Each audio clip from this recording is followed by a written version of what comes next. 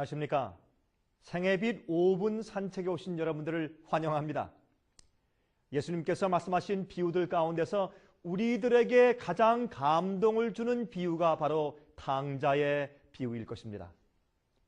아버지의 품을 떠나서 먼 외국으로 가서 온 재산을 다 탕진하고 거지가 되어 할 수 없이 돌아오는 둘째 아들 탕자를 맞이하는 아버지의 이야기 말입니다. 성경은 말하기를 천국은 마치 이러하다고 하면서 이 탕자 비유를 말씀하시는 것입니다. 하늘 아버지의 마음을 설명하여 주시는 비유가 바로 이 탕자의 비유인데, 여러분 그 이야기를 아십니까? 한 아버지에게 두 아들이 있었습니다. 큰 아들은 집에서 아버지의 농장에서 묵묵히 일을 하고 있었습니다. 하지만 둘째 아들은 아버지 밑에서 일하는 것이 싫었죠. 그는 구속받는 것이 싫었습니다. 잔소리가 싫었습니다. 이것은 하고 저것은 안 되고 하는 것이 싫었습니다. 그래서 그는 하루아침에 이제 재산의 반을 달라고 말합니다. 아버지가 죽으면 어차피 내 것일 테니까 그 재산을 내 몫을 달라고 요구하죠. 아버지가 죽어야지 그것은 자기 재산이 되는 것입니다. 그럴 때 또한 아버지가 줄 마음을 가지고 유언을 남겨야 자기 것이 되는 것이 아니겠습니까? 그런데 그는 이제부터 아버지가 마치 죽은 것처럼 간주하고 살겠으니 내 몫을 달라고 조릅니다. 이제부터 편지도 안 하겠고 연락도 안 하겠고 마치 아버지가 없는 것처럼 죽은 것처럼 내 마음대로 살 테니 내 몫을 달라고 요구합니다. 그래서 돈을 받아내 가지고 외국으로 갔다고 그 이야기는 설명합니다. 가서 이제 돈이 많을 때는 친구들이 많았습니다. 돈이 다 떨어지고 나니 친구들이 다 떠나가 버렸다고 성경은 말합니다. 그는 외롭게 되었습니다. 돼지를 치는 사람이 되었습니다.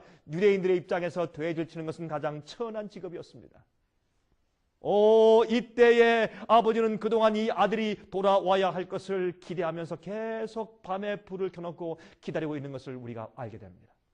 그때 이제 이 고통하는 아들이 아버지의 집에 있는 종들도 이보다 낫겠다는 사실을 깨닫고서 그가 돌아옵니다. 그는 아버지의 사랑을 기억하고 집으로 돌아옵니다. 집에 좋은 침대가 그리워서가 아니라 맛있는 음식이 그리워서가 아니라 아버지의 사랑이 그리워서 돌아옵니다. 그런데 누가복음 15장 18절부터 20절까지 이렇게 말씀했습니다. 내가 일어나 아버지께 가서 이르기를 아버지여 내가 하늘과 아버지께 죄를 얻었사오니 지금부터는 아버지의 아들이라 일컬음을 감당치 못하겠나이다. 나를 품꾼의 하나로 보소서 하리라 하고 이에 일어나서 아버지께 돌아가니라. 아직도 상거가 먼데 아버지가 저를 보고 치근히 여겨 달려가 목을 안고 입을 맞추니라 그랬습니다. 여러분이시여, 여러분 혹시 탕자가 아니십니까? 교회는 다니지만은 마치 아버지가 없는 것처럼 살고 있지는 않습니까? 기도도 아니하고 하나님과 친절한 관계도 없이 그저 자기를 위하여 살고 있지 않습니까? 마치 건강과 재산이 자기 것인 양 자기 마음대로 쓰고 있는 탕자가 아닙니까? 여러분 돌아오셔야 합니다. 아버지께서 뛰어나가서 기다리셨다는 듯이 가서 목을 끌어안고 맞이하실 것입니다. 여러분 기억하십시오. 여러분은 교회 다니지만은 하나님과 기도하지도 않고 관계를 맺지도 않고 교제하지도 않고 마치 하나님이 없는 것처럼 산다면 주님을 인정하고 믿음이 있지만 여러분은 집 나간 탕자인 것입니다. 여러분 그들에게 하나님에 대해서 알려주고 성경에 대해서 알려주기 위해서 우리가 이러한 월간지들을 만들어서 여러분들에게 보내드립니다.